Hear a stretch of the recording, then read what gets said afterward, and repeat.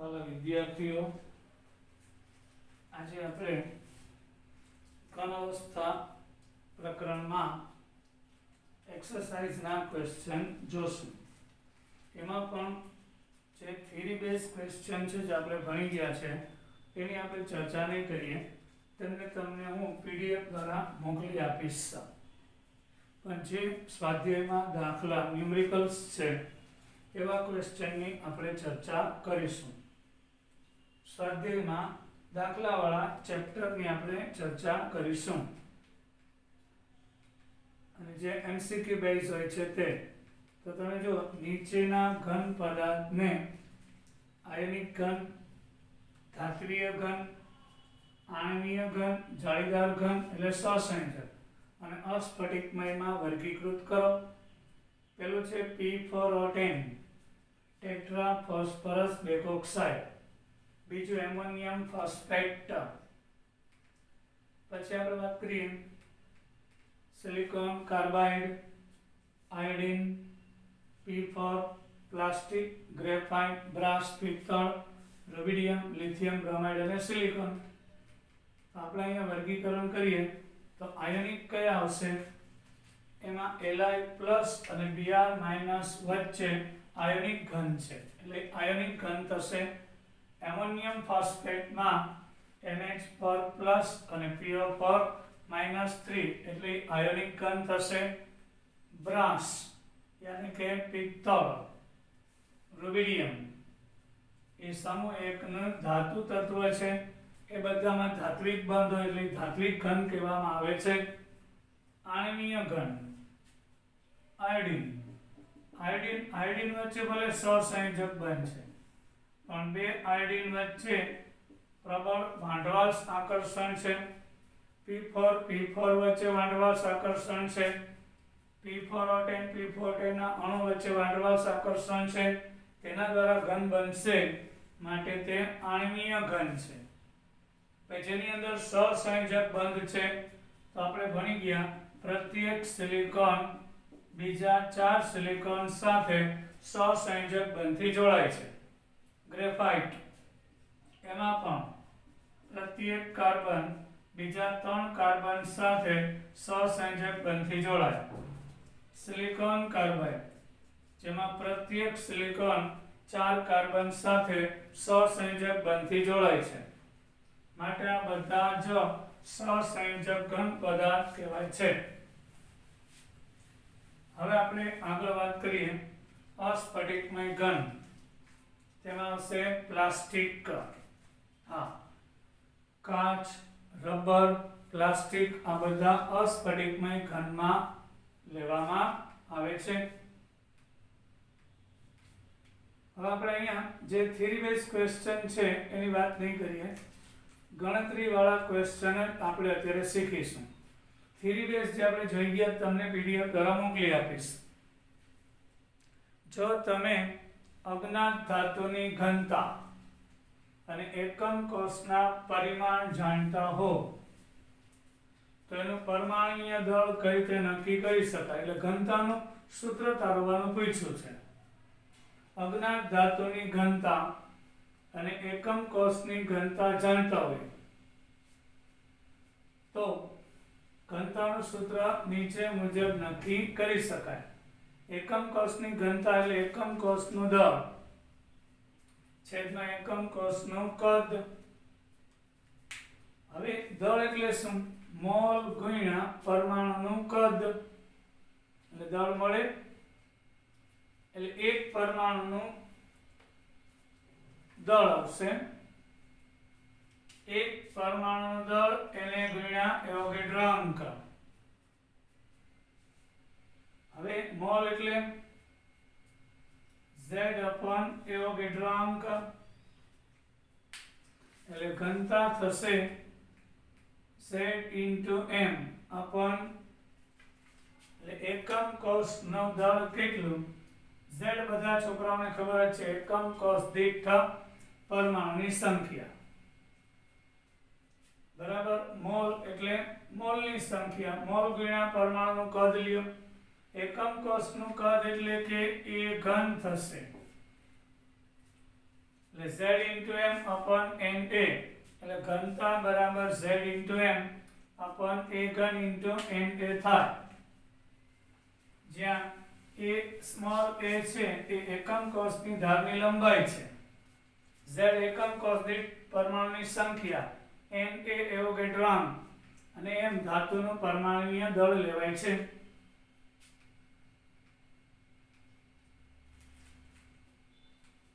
હવે જો સ્ફટિકની સ્થાયીતા તથા ગલન બિંદુની માત્રામાં પરાવર્તિત થાય છે. આલોચના કરો. ઘન પાણી એટલે બરફ, ઇથાઇલ આલ્કોહોલ, ડાઇથાઇલ ઇથર, મિથેનના ગલન બિંદુ માહિતી પુસ્તકમાંથી મેળવો. આ અણુ વચ્ચેના આંતર આણ્વીય બળ વિશે તમે શું કહેશો? કોઈ પણ સ્ફટિકની સ્થિરતા એના આંતરિક કણ વચ્ચે લાગતા આકર્ષણ બળના પરિમાણ ઉપર આધાર રાખે છે. જેમ આંતર આકર્ષણ વધારે તેમ એના ગલન બિંદુ ઊંચા અને સ્થાયીતા વધુ હોય છે. તો જુદા જુદા પદાર્થના ગલન બિંદુ નીચે મુજબ છે.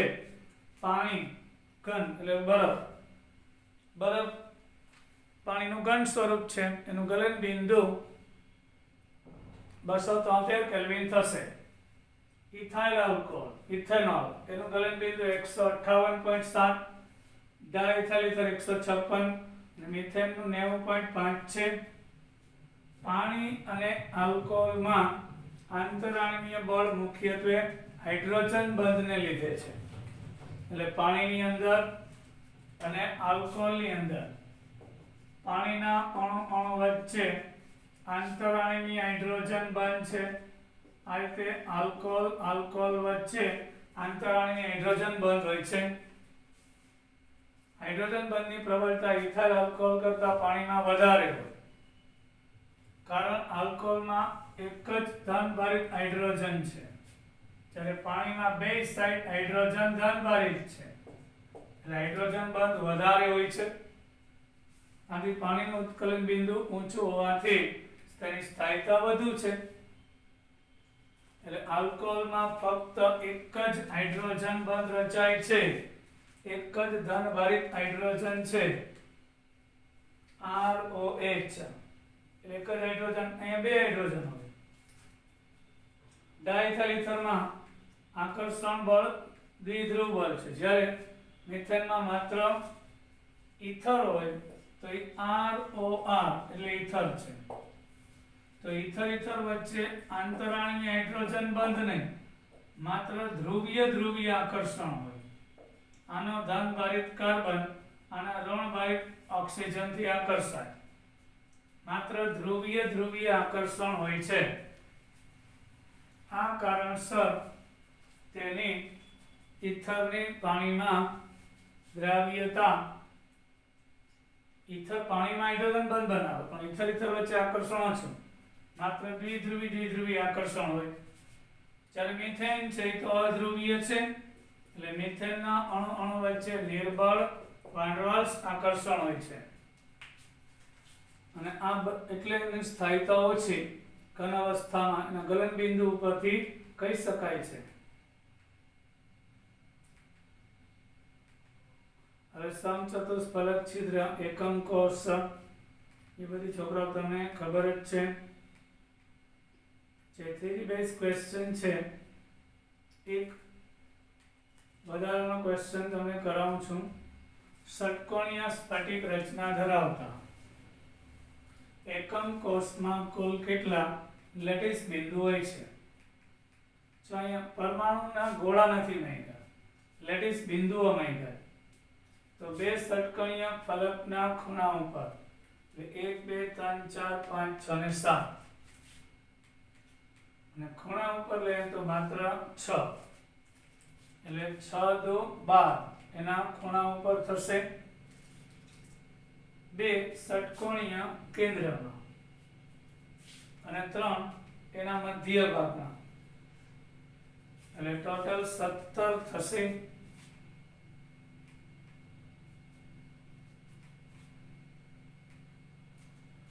હવે આપણે અહીં દાખલો ગણીએ. સિલ્વર ધાતુ છે, તે FCC રચના ધરાવે છે. સિલ્વર ધાતુ FCC રચના ધરાવે છે, જેના કોષની ધારની લંબાઈ 4.07 ગુણ્યા 10⁻⁸ સેન્ટીમીટર હોય અને તેની ડેન્સિટી ઘનતા 10.5 ગ્રામ પ્રતિ સેન્ટીમીટર ઘન હોય તો સિલ્વરનો પરમાણુ ભાર ગણો. અહીંયા આપણને ઘનતા આપેલી છે 10.5 ગ્રામ પ્રતિ સેન્ટીમીટર ઘન. હવે ધારની લંબાઈ છે એ 4.07 10⁻⁸ બધું આપણે CGS માં લેશું. હવે મને જવાબ આપો. FCC રચના હોય એટલે એકમ કોષ દીઠ ધાતુના પરમાણુની સંખ્યા 4 થશે, એટલે Z બરાબર 4. એવોગેડ્રો તો ફિક્સ જ છે. તો આપણે સિલ્વરનો પરમાણુ ભાર મેળવવો છે તો સૂત્ર ઘનતાનું મૂકી દે. D બરાબર Z into m upon a ઘન into એવોગેડ્રો. તો m ને સૂત્રનો કરતા બનાવતા D into a ઘન into n a upon z. તો અહીંયા આગળ તમે ગણતરી કરીને જોઈ શકો છો. ઘનતા 10.5 છે, આ 4.07 10⁻⁸ એને ગુણ્યા એવોગેડ્રો અને છેદમાં z. તો એ ગણતરી કરતા આપણો જવાબ એટલે સિલ્વરનો પરમાણુ ભાર 106.57 ગ્રામ પ્રતિ મોલ આવશે. હવે 1.12 સ્વાધ્યાયનો ક્વેશ્ચન છે. એક સમઘનીય પદાર્થ બે તત્વો P અને Q નો બનેલો છે. આવા ક્વેશ્ચન મોસ્ટ એમપી બહુ જ પૂછાય છે. 1.12 તમારી ટેક્સ્ટ બુકમાં સ્વાધ્યાયમાં ક્વેશ્ચન નંબર 1.12 આવા ક્વેશ્ચન બહુ પૂછાય છે. એક સમઘન પદાર્થના ખૂણા પર રહેલો Q, એક સમઘન છે એના બે તત્વો P અને Q છે. હવે Q છે એ પરમાણુ સમઘનના ખૂણા પર અને P અંતઃકેન્દ્ર પર છે. તો એનું સૂત્ર કયું થશે? તમારે રફ કામ કરવું પડે. આવા દાખલા માટે એક સમઘન દોરવામાં આવે. આ સમઘનના ખૂણા ઉપર Q છે અને એના અંતઃકેન્દ્રમાં એક P આવેલો છે. તો આઠેય ખૂણાના થઈ ટોટલ Q કેટલા થશે સ્ટુડન્ટ?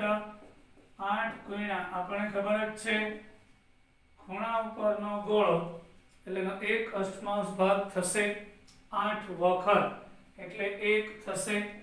હવે P સમઘનના જે કેન્દ્રમાં છે એ આખે આખો પોતાનો થશે એટલે 1 P અને 1 Q એટલે એનું પ્રમાણ 1:1 છે. માટેનું સૂત્ર PQ થશે. બધાને સમજાઈ ગયું હશે આઈ થિંક. આઠેય ખૂણા ઉપર Q છે તો 8Q નહીં લેવાના. આ ખૂણો છે એનો Q નો 1/8 ભાગ જ આનો ગણાય એટલે 1Q અને આ કેન્દ્ર છે સમઘનનું એ પોતાનું સ્વતંત્ર એટલે 1P અને 1Q એટલે આનું સૂત્ર PQ થશે. આવા દાખલા તમને હું કરાવીશ આ સ્વાધ્યાય પતે પછી.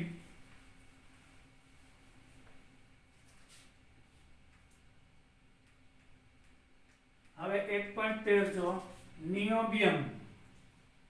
આ નિયોબિયમ ધાતુ છે Nb. અંતઃકેન્દ્રિત સમઘન રચનામાં અંતઃ એટલે BCC રચના ધરાવે છે. અને ડેન્સિટી આપેલી છે 8.55 ગ્રામ પ્રતિ સેન્ટીમીટર ઘન. નિયોબિયમનો પરમાણુ ભાર આપેલો છે 3. તો એની પરમાણુય ત્રિજ્યા કેટલી થશે?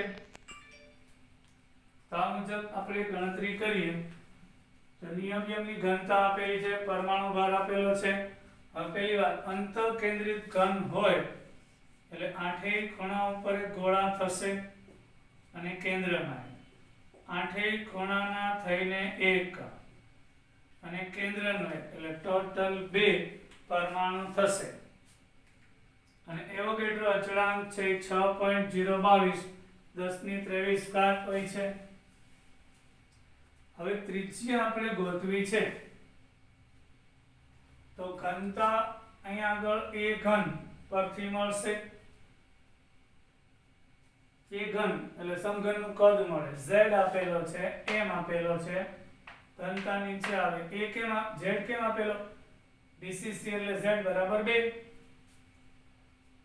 હવે 2 ગુણ્યા 3 છેદમાં ઘનતા અને ગુણ્યા અવગેડ્રાંક એટલે a ઘન આવશે 36.12 ગુણ્યા 10^-24 ઘન થાય. હવે આપણે એનું ઘનમૂળ લઈએ તો એનું ઘનમૂળ નીકાળતા 36.5 હવે તમને કહું 36.5 10^-24 નું ઘનમૂળ લેવું હોય તો એક રીત છે. આ 24/3 કરો એટલે -8 એટલે ખાલી આટલા પૂરતો જ પ્રશ્ન રહેશે. તો આપણે લોગ ટેબલ યુઝ કરીને કરી શકાય છે. તો તમે બેઝિક આપો. પહેલા લોગ લેવાનું 36.12 એની 1/3 આગળ આવી જાય એટલે લોગ 36.12. હવે 36.12 નો લોગ જોઈએ અને પછી આપણે એનો એન્ટીલોગ લેશું.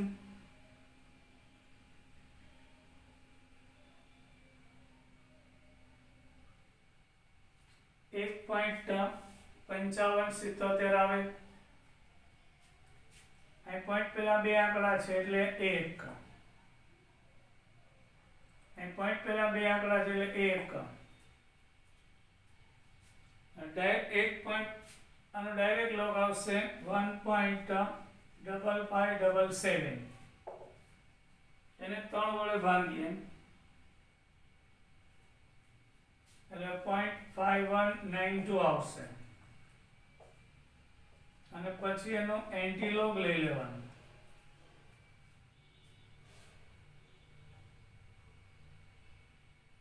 તો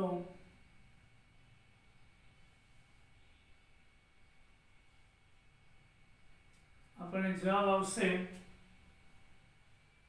આ -8 એનો રહેશે તો એન્ટીલોગ લેતા 33/12 આવે છે. તો એક પોઈન્ટ પેલા 0 એટલે એક આંકડા પછી પોઈન્ટ અને 10⁻⁸ સેન્ટીમીટર થશે. આ પહેલી રીત થઈ. હવે બીજી રીત એ છે કે BCC માં R બરાબર BCC રચના હોય તો ત્રિજ્યા R બરાબર √3a/4 થશે. આ આગળ આપણે થિયરીમાં તારવેલું છે. BCC માં ત્રિજ્યા બરાબર એટલે આમ હતું ખરેખર 4r/√3 બરાબર a. અહીંયા r ને સૂત્રનો કરતા બનાવ્યો √3 3.31 ગુણ્યા 10^-8 છેદમાં 4. તો અહીંયા ત્રિજ્યા મળશે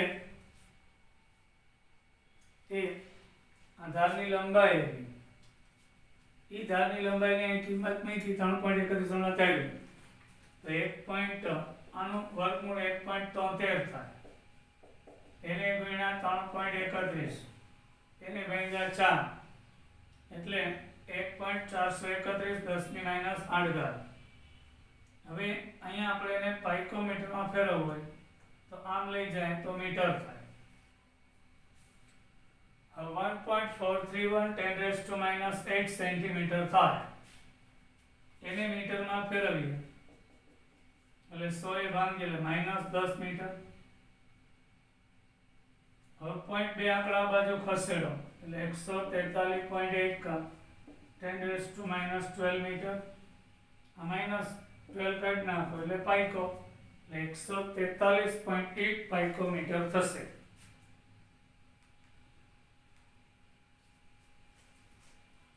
એક મસ્ત થિયરી છે. મોસ્ટ એમપી ટીક કરજો. સ્વાધ્યાયમાં 1.14 અષ્ટફલકીય છિદ્રની ત્રિજ્યા સ્મોલ r હોય અને સંવૃત સંકલનમાં ગોળાની ત્રિજ્યા કેપિટલ R હોય તો સ્મોલ r અને કેપિટલ R વચ્ચેનો સંબંધ જણાવો. પહેલા તો અષ્ટફલકીય છિદ્ર એટલે કે 6 ગોળાની વચ્ચે ઉદ્ભવતું છિદ્ર 1 2 3 4 5 અને 6. હવે તમે આ સામેથી જો ઉપરથી જો તો 4 ગોળાની ઉપર એક ગોળો અને પાછળ એક ગોળો, એટલે 6 ગોળાની વચ્ચે ઉદ્ભવતો છિદ્ર કે જે અષ્ટફલકીય થશે. હવે આ જે છે છિદ્ર છે અષ્ટફલક, આની ઉપર એક ગોળો ધારવાનો, એ પાછળ એક છે 6 ગોળાની વચ્ચેનું છિદ્ર. હવે જે છિદ્ર છે એની ત્રિજ્યા સ્મોલ r છે અને સ્ફટિકનો ગોળો છે એની ત્રિજ્યા કેપિટલ R છે. તો એક ત્રિકોણ બનાવે છે PQRS ચોરસ છે. POQ એક કાટકોણ ત્રિકોણ છે.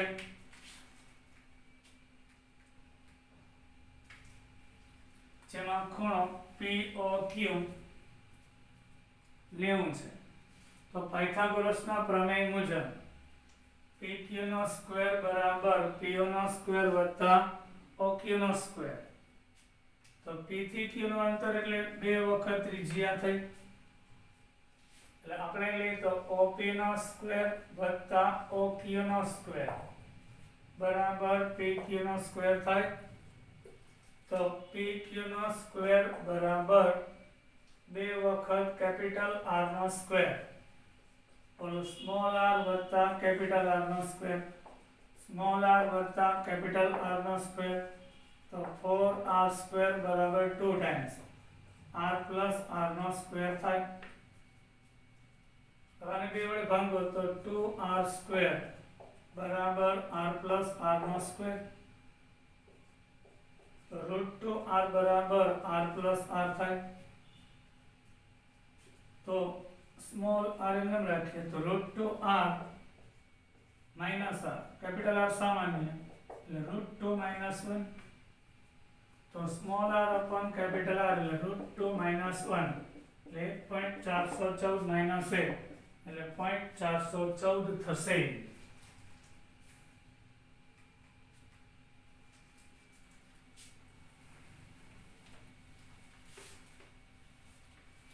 હવે આપણે જે પાયથાગોરસમાં જોઈએ એ મુજબ √2r બરાબર r પ્લસ r નો સ્ક્વેર આવ્યો.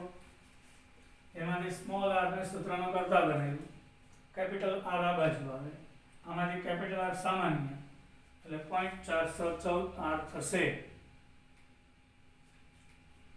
1.15 દાખલો, ક્વેશ્ચન નંબર 1.15.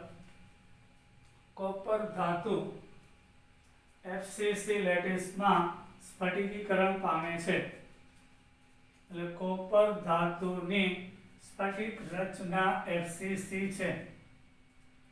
તેમાં ધારની લંબાઈ 3.61 ગુણ્યા 10⁻8 સેન્ટીમીટર છે.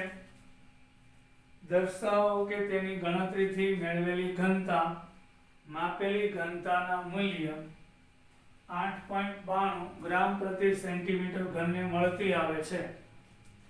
હવે આપણે સ્ફટિક FCC છે એટલે એક વસ્તુ તો ચોક્કસ છે છોકરાઓ કે તેમાં એકમ કોષ દીઠ પરમાણુની સંખ્યા 4 હોવી જોઈએ. એટલે Z 4 થઈ ગયો. પછી ધારની લંબાઈ આપેલી છે 3.61 ગુણ્યા 10⁻8 સેન્ટીમીટર ઘન. પ્રાયોગિક રીતે મળતી ઘનતા 8.92 છે. સૂત્ર ઉપરથી મેળવશું તે સૈદ્ધાંતિક હશે. કોપર ધાતુનો પરમાણુ ભાર 63.5 છે. તો ઘનતાનું સૂત્ર, હવે આ સૂત્ર ઉપરથી ઘનતા મળે એ સૈદ્ધાંતિક કહેવાય, ગણતરી કરીને મેળવેલી એટલે સૈદ્ધાંતિક. ઓલી આપેલી છે એ પ્રાયોગિક ઘનતા છે. તો 4 ગુણ્યા 63.5 3.61 માઇનસ 8 નો ઘન એવોગેડ્રો એટલે 8.97 ગ્રામ પ્રતિ સેન્ટીમીટર ઘન થશે. હવે 1.16 મોસ્ટ આઈએમપી ટીક કરજો. આ પણ એકદમ મોસ્ટ આઈએમપી દાખલો છે. નિકલ 0.98, ઓક્સિજન 1 છે, 0.9801 છે. તો નિકલનો કેટલો અંશ Ni+2 અને Ni+3 તરીકે અસ્તિત્વ ધરાવે છે? જો નિકલનો ઓક્સાઇડ 100% શુદ્ધ હોય તો એ પ્રમાણ 1:1 હોવું જોઈએ. હવે આપણે ધારવાનું છે. આપણે કેમ આગળ FeO નું ઉદાહરણ આવ્યું હતું? Fe.96O યાદ આવે છે છોકરાઓ? કે જેમાં Fe નું પ્રમાણ ઓક્સિજન કરતા ઓછું છે. એટલે અમુક Fe+2 આયન દૂર થઈ ગયા, ત્યાં Fe+3 આયન આવી ગયા, એટલે Fe નો ઘટાડો આવ્યો, ધાતુ ઉણપ ક્ષતિ થઈ. બસ એવું નિકલ ઓક્સાઇડમાં જોવા મળે છે. તો આપણે અહીં ધારી લેશું. ધારો કે Ni+3 ની સંખ્યા x છે, તો Ni+2 ટોટલ નિકલ તો 0.98 છે, એટલે 0.98 - x, ટોટલ નિકલ 0.98, એટલે Ni+3 x હોય તો Ni+2 0.98 - x હશે. હવે કોઈ પણ સંયોજન હંમેશા વીજભારની દ્રષ્ટિએ તટસ્થ હોય છે. એ તો ફાઇનલ આપણે જોઈ ગયા. જેમ કે Ni+2 3 નીકળી જશે તો અહીંયા 2 Ni+3 આવી જશે. તો +6 ને +6 થઈ ગયું, પણ એક નિકલનો ઘટાડો આવ્યો. સમજાય છે? નિકલના ઓક્સાઇડમાં શું થાય છે? અહીંયા આગળ ઓક્સિજનનો વીજભાર -2, તો -6 તો +6. ધારો કે 3 નિકલ ગયા એટલે +6 દૂર થયા, તો અહીં +6 આવી ગયા, પણ એક નિકલ તો ઘટી ગયો ને. એ ધાતુ ઉણપ ક્ષતિ છે. હવે નિકલ પરનો કુલ વીજભાર બરાબર ઓક્સિજનનો વીજભાર. એક ઓક્સિજનનો વીજભાર -2 એટલે 2 લેશું. હવે અહીંયા છે 2 ગુણ્યા 0.98x - x પ્લસ એટલે +2. આ 2 શું છે? એટલે Ni+2 એટલે +2 વીજભાર વાળા 0.98 - x. આ 3x કેમ? તો કે +3 વીજભાર વાળા x. હમણાં ધાર્યું Ni+3 છે એ x છે, એટલે +3 વાળા કેટલા? તો કે x. પછી +2 વાળા કેટલા? તો 0.90 - x, એટલે વીજભાર નિકલનો વીજભાર થયો. આ ઓક્સિજનનો થયો. એ -2 બરાબર 0 થાય, એટલે ઓલી બાજુ +2 લખેલા છે. એટલે ખરેખર નિકલનો વીજભાર વત્તા ઓક્સિજનનો બરાબર 0 થાય.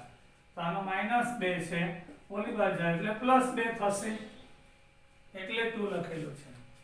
હવે આને ગણતરી કરો તો 0.98 ગુણ્યા 2 એટલે 1.96, અહીં 2 અને x એટલે -2x, આ 3x બરાબર 2.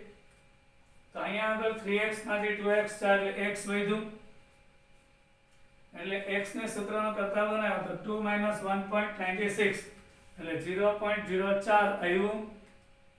તેનો મતલબ કે Ni+3 0.04, તો Ni+2 છોકરાઓ 0.98 - 0.04 એટલે 0.94 થશે. એટલે Ni+3 0.04, તો Ni+2 0.94 થશે. હવે આ રીતે આ નિકલ અને નિકલમાં +3 ને +2 નું પ્રમાણ મળી ગયું.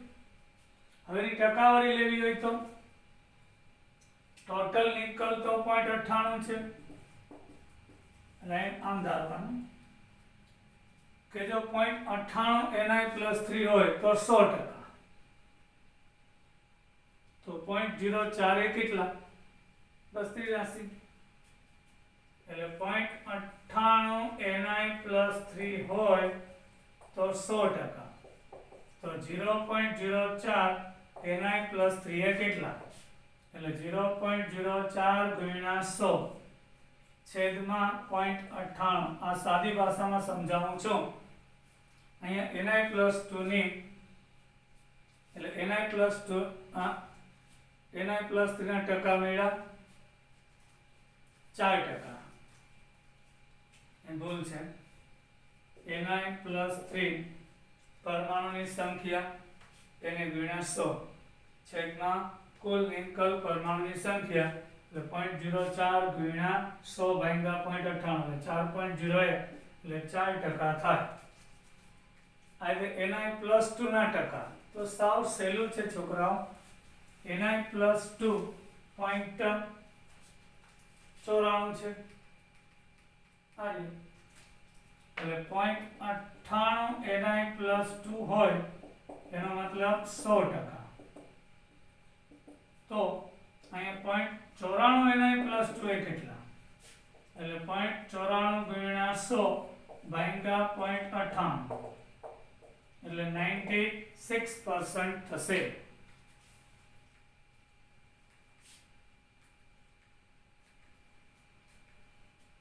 હવે આપણે નેક્સ્ટ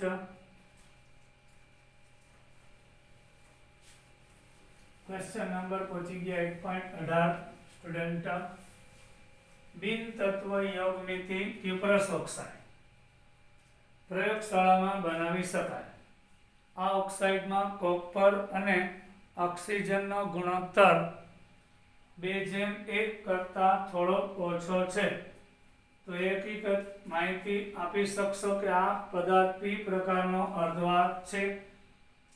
પ્રયોગશાળામાં બનાવેલો ક્યુપ્રસ ઓક્સાઇડમાં કોપર ઓક્સિજનનો ગુણોત્તર, આ કોપર 2 દેખાય છે અણુસૂત્રમાં, ઓક્સિજન અત્યારે 2:1 શુદ્ધ હોય ત્યારે પણ થોડુંક ઓછું છે.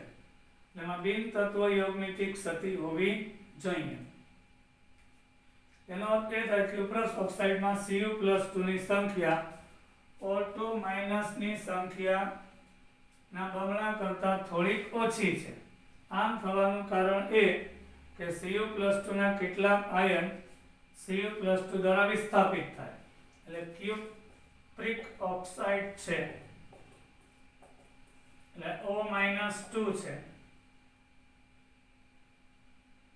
અને આ +1 છે.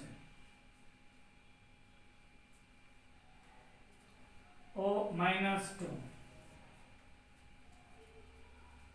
એના કરતા હવે 2 કોપર જાય અને એક Cu+2 આવી જાય તો આપણે શીખી ગયા હતા વીજભાર બેલેન્સ થઈ જાય. પણ કોપર ઓક્સિજન કરતા ડબલ હોવા જોઈએ એના કરતા ઓછા થઈ જશે.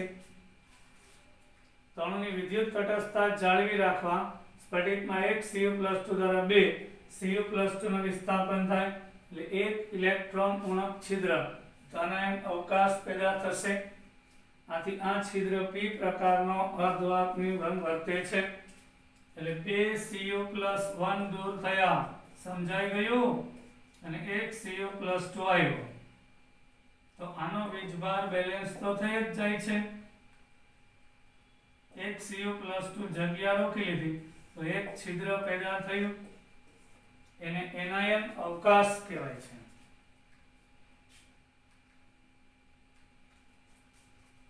હવે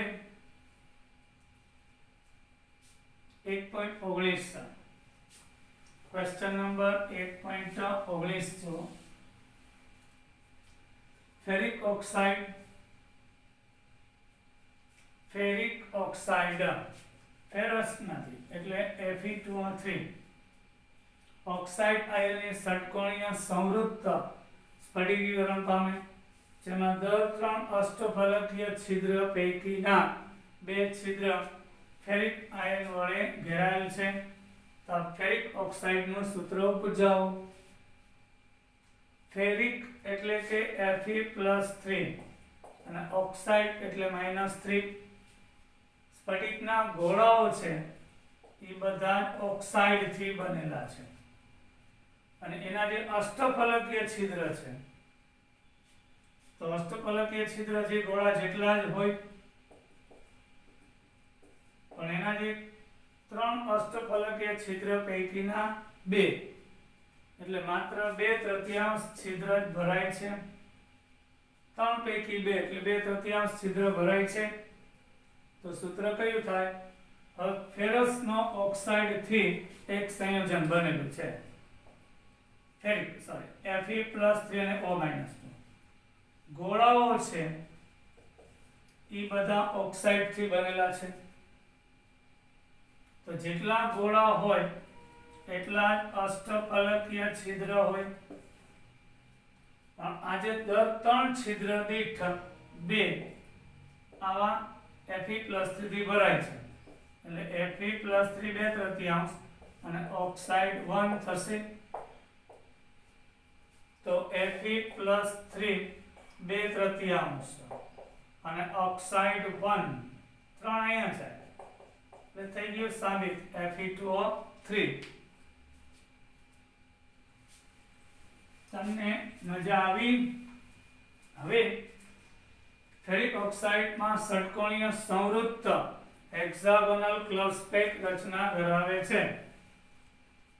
તેથી ઓક્સાઇડ આયન બરાબર 4 લઈ શકાય. ત્યારે Fe+3 આયન એનો 2/3 ભાગ રોકે, એટલે અષ્ટફલકીય છિદ્રની સંખ્યા બરાબર ઓક્સાઇડ આયનની સંખ્યા. તો 4 × 2/3 તો આ 8/3. તો Fe 8/3 4 જાય એટલે Fe8O12 થાય. હવે આને તમે 4 વડે ભાંગો છો એટલે 4 તેરી 12 અને 4 × 8 Fe2O3 થશે. અહીંયા 4 લીધો, ષટકોણીય ક્લોઝ પેક ગોળા HCP લીધું ને, એટલે એકમ કોષ દીઠ ગોળાઓ 4 લઈ લીધા. એટલે ઓક્સાઇડ 4 છે તો અષ્ટફલકીય 4. હવે આ 4 નો 2/3 ભાગ એટલે 8/3. ઓલો 4 તો પણ ચાલે.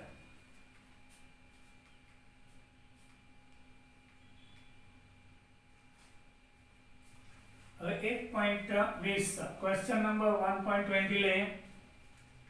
ઇન્ડિનિયમ વડે ડોપ કરેલું જર્મેનિયમ.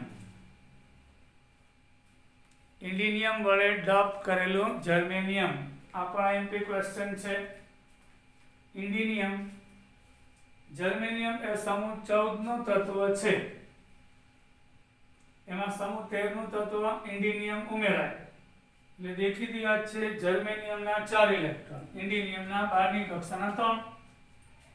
તો ઇન્ડિનિયમ જ્યારે દાખલ થાય 3 ની ભાગીદારી કરે, ચોથું છિદ્ર ખાલી રહેશે, હોલ પેદા થાય, એટલે P પ્રકારનો અર્ધવાહક બનશે.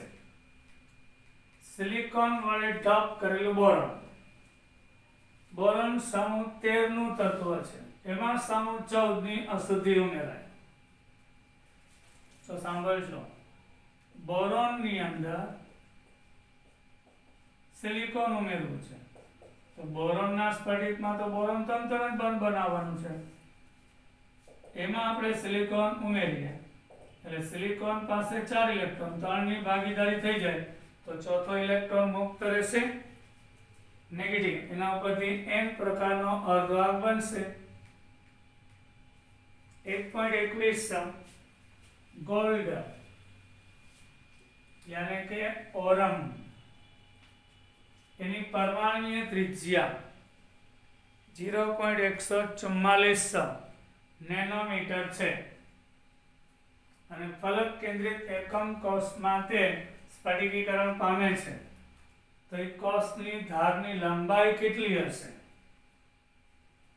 જો આપણને પરમાણુની ત્રિજ્યા આપેલી છે 0.144 નેનોમીટર અને FCC ફલક કેન્દ્રિત એકમ કોષ માટે સ્ફટિકીકરણ પામે છે. તેની ધારની લંબાઈ કેટલી હશે? તો FCC રચના માટે 4r બરાબર √2a થાય. તો a બરાબર 4r/√2. હવે ત્રિજ્યા છે 1.144 નેનોમીટર લીધી અને 1.414 √2 નું વર્ગમૂળ એટલે 0.407 નેનોમીટર જવાબ આવે. આની ધારની લંબાઈ થશે, આ થિયરી છે છોકરાઓ, તમને આવડે છે, આ પણ થિયરી છે, આપણે શીખી ગયા છીએ.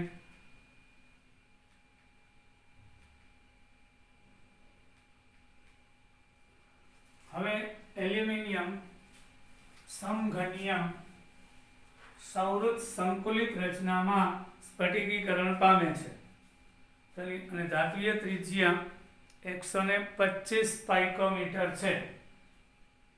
એલ્યુમિનિયમ સમઘનીય સંવૃત રચના ધરાવે છે તો એની ધાતુય ત્રિજ્યા 125 અને એકમ કોષની ધારની લંબાઈ કેટલી? समघनीय એટલે કે CCP यानी કે FCC ફલક કેન્દ્રિત. સમઘનીય એટલે કે ક્યુબિક ક્લોઝ પેક. સમઘનીય એટલે ક્યુબિક ક્લોઝ પેક. જેથી Z બરાબર 4 થશે.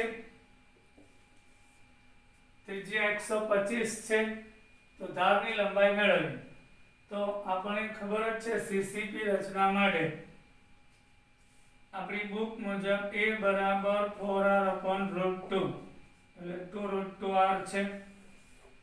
આમાંથી r ને સૂત્રનો કરતા બનાવીએ તો 4r બરાબર √2a છે તો A બરાબર 4r/√2 થશે.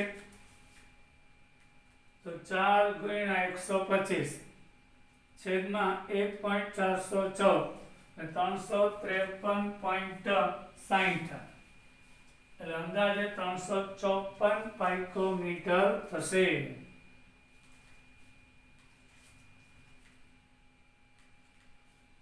હવે જો એલ્યુમિનિયમની ઘનતા 1 હોય સેન્ટીમીટર ઘન તો કેટલા એકમ કોષ રહેલા હશે? હવે એકમ કોષનું કદ એટલે ખબર જ છે બધાને A ઘન થાય.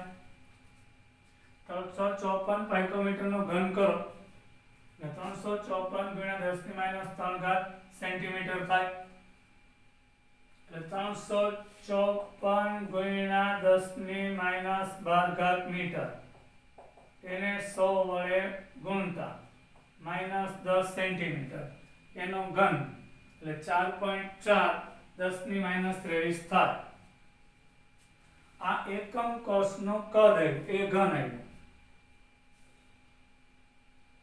તો આટલું કદ હોય તો એક એકમ કોષ તો આટલા એ કેટલા? શું 4.4 10⁻23 સેન્ટીમીટર ઘન કદ હોય તો એક એકમ કોષ થાય. તેથી 1 સેન્ટીમીટર ઘન બરાબર કેટલા? એટલે 1 × 1/4.4 -23 એટલે 1/4.4 એટલે 2.27 10 આ ઉપર જશે એટલે પ્લસ થઈ જાય એટલે 2.27 ગુણ્યા 10⁻22 થશે. 1.25 અશુદ્ધિ ક્ષતિનો દાખલો છે. NaCl ને 10⁻³ મોલ ટકા સ્ટ્રોન્શિયમ ક્લોરાઇડ વડે ડોપ કરવામાં આવે તો ધનાયન અવકાશની સાંદ્રતા શું હશે? 1 NaCl માં સ્ટ્રોન્શિયમ ક્લોરાઇડ ઉમેરતા 1 સ્ટ્રોન્શિયમ + 2 આયન 2 Na+ આયનને વિસ્થાપિત કરે એટલે કે 1 સ્ટ્રોન્શિયમ NaCl માં દાખલ થાય એટલે 2 Na+ દૂર થાય. એમાં એક સ્થાન સ્ટ્રોન્શિયમ વડે ભરાઈ જાય તો એક સ્થાન ખાલી રહેશે.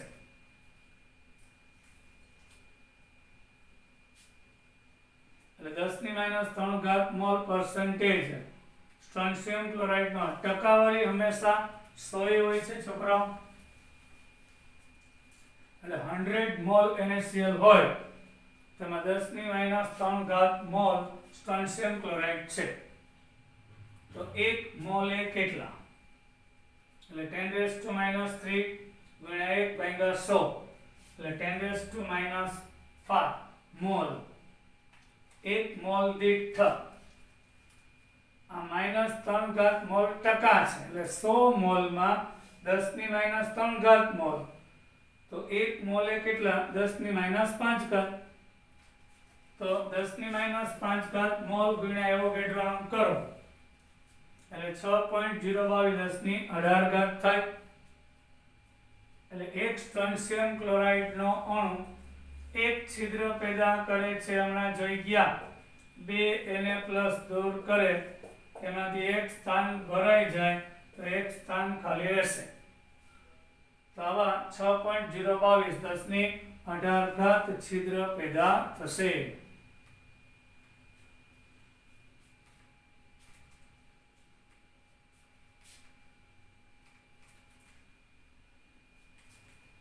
હવે આજે આપણે સ્વાધ્યાય પૂરું કર્યું.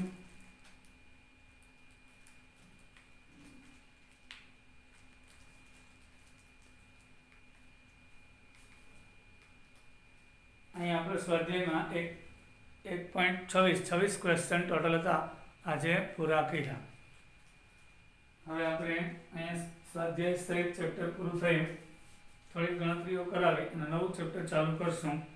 જય હિન્દ, ગુડ બાય, ધ્યાન રાખજો.